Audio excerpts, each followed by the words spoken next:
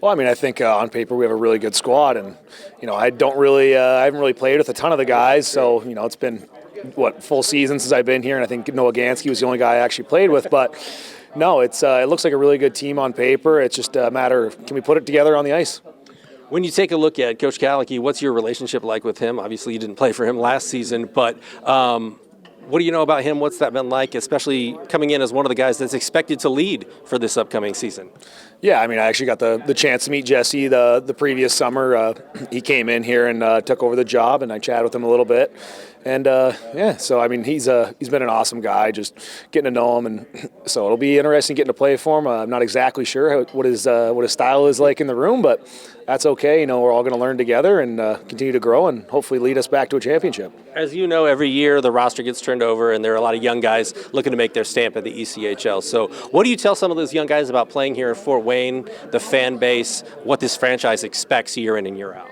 Well, I mean, I think the number one thing they expect is just hard work and dedication to the orange and black. So they don't necessarily care how skilled you are at the end of the day, but are you willing to work hard and put everything on the line? I mean, this is a hard-working town itself, and if you can prove that on the ice, the fans will kind of naturally gravitate towards you. I was fortunate enough that when I first came here, I was just worried about just skating as hard as I can, making sure to do the little type of details like that, and that's what I want to kind of continue to show and let the young guys know that, hey, as long as you're out there working hard, skating, hitting, doing the little things, so it'll make a huge difference.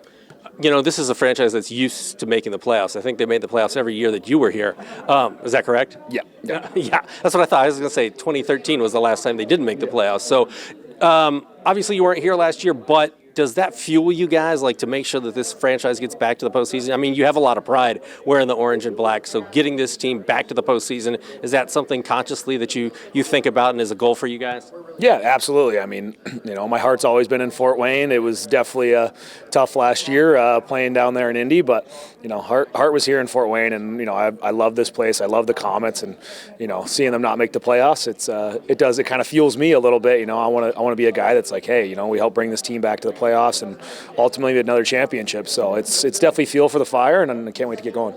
All right, so final question. You got about a week before this exhibition game on Friday night at home against Iowa. How do you guys gel? How do you guys get it all together in a week? I mean, that's a pretty quick turnaround for starting camp on Monday and then playing a game on Friday.